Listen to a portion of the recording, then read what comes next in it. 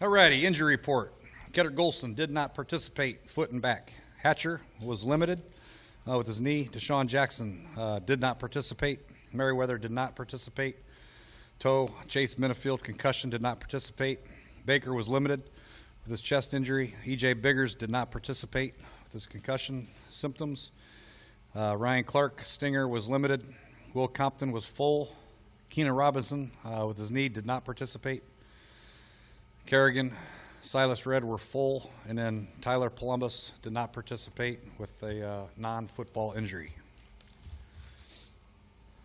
Jay, you talked yesterday about football IQ, and I'm sort of piqued my curiosity. Is that something that either you got or you don't? I mean, can you learn football IQ, or have you seen examples of players who have?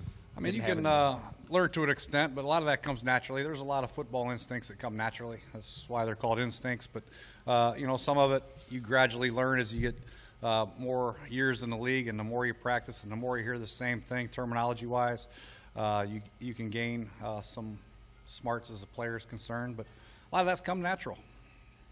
Look at this pass rush of this unit. What are some things that your guys have? What stands out about them, the Rams, and what do your guys have to be mindful of?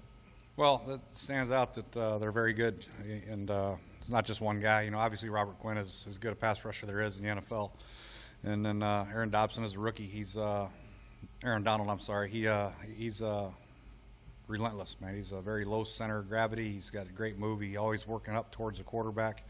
And then they got Chris Long back, and they got other guys that can get home too. So, and they have a great blitz package.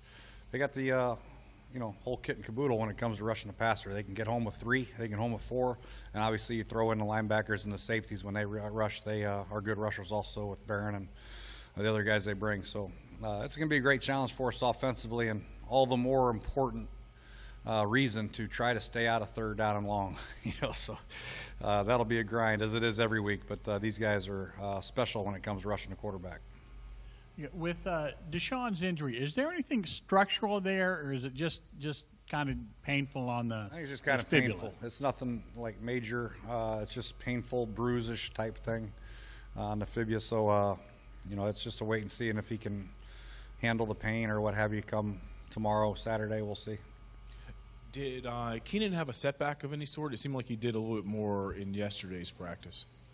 No, he just went out there today and he tried to tape it up a little bit, put a brace on there, and was not able to participate today. So I had to peel him back a little bit and then get him some more rest and see how he does tomorrow, more rehab, and go from there.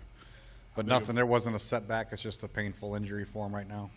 Are you concerned about his availability for Sunday? Yeah, all these guys that have the DNP by their name, other than Columbus, I'm very concerned, yes.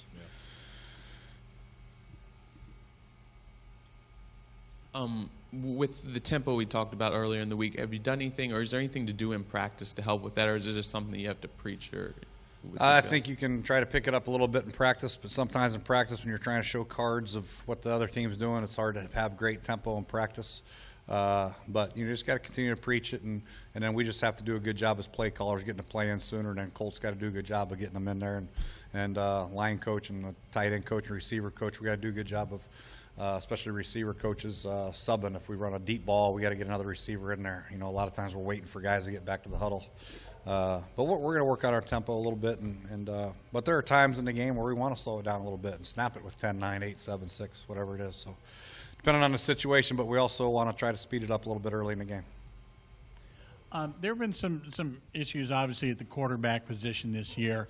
You decided not to employ a quarterback's coach this year. Is that something, looking back, that might have helped, and is it something that you might revisit come January? Yeah, we're going to revisit everything next year, but that is a position we could revisit. I don't regret it, no, because I work closely with the quarterbacks also, and Sean, and I figured the first year I didn't want to have too many voices preaching. So, but I think next year if we have that spot on staff, that's a possibility we could add another guy to that area. But I think we have enough people. We have enough people in house that are coaching the quarterbacks. It's not an issue. But if we have a spot next year, then we could address it like we will at every other position. Along the lines of the tempo, have you seen what you want to see this week out of Colt as far as his second week, full practice, taking command in practice, things like that? Yeah, he's had a great week, man. He really decisive with his throws and done a nice job. He's done a good job with the protection. There's a lot of things we have to handle from a protection standpoint this week, obviously. So he's got great command right now, and I think he's playing a lot of confidence, so hopefully that'll carry over. Is there anything more you can say? Tyler Columbus, I said, had a non-football injury. Is there any more details on what that It is? was a personal family matter.